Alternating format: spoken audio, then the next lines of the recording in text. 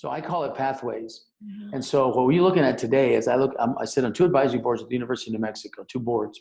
And what the University of New Mexico doesn't want to talk about is that 44% of that freshman class drops out by the time they're sophomores. Only about 27% of that freshman class graduates, and it takes them almost 6 years. And what the universities won't tell me is those 8,000 to 10,000 kids that are dropping out, what are they doing? And so we have to create opportunities for our kids, and that's not what we're doing today. We've cut so many programs out of our high schools.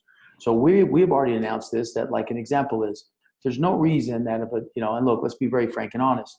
I'm a college graduate. I'm sure you're a college graduate. I'm not saying college is bad, but not every kid is going to go to college, and every kid wants to go to college. So we have to do today is we have to bring, like an example is trade skills. We subcontract more jobs out of trade skills out of our state than we should be doing. And those jobs pay $60,000 to $70,000 a year.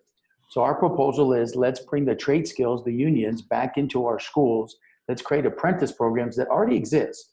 They already exist. Let's create apprentice programs into our high schools, and kids can get a high school degree, at the same time get an apprentice degree, get apprenticeship in the trade skills. You want to be a welder, you want to be a pipe fitter, you want to be a carpenter.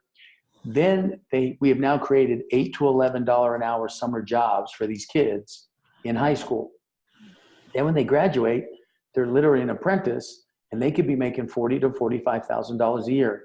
You go to Facebook today in Los Lunas, there's over 1,000 construction folks, trade skill folks working out there. Half are from the state of New Mexico, the other half aren't. Why is that? We stopped training our kids in the trade skills. You look at the art programs, you look at drama programs, you look at opportunities for our children. We've cut those programs out. I spent 32 years in the media business. I got hooked in the media business in 7th grade at Harvey Junior High in Santa Fe when I was a kid. So my point is our kids are not seeing opportunities or staying engaged. And then we wonder why we only graduate 69% of our kids, or we wonder why some communities have as high as 40% high school dropout rates. We have to change that. Another example is coding programs. Yes, I know there's a couple of coding programs within some charter schools, but you go look at California. I have 2 nieces out in California. My kids are 10, so they're 12 and 13. They've been doing coding in public school since kindergarten.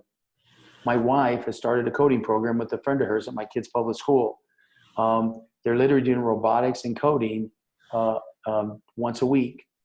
Coding programs are opportunities. The average programmer, the average coder in that industry makes $85,000 a year in the country. And today there are 3 million positions opened up in the country, 3 million positions opened up within coding. Those are jobs that literally our kids could do from New Mexico and work for companies in California, Colorado, things like that.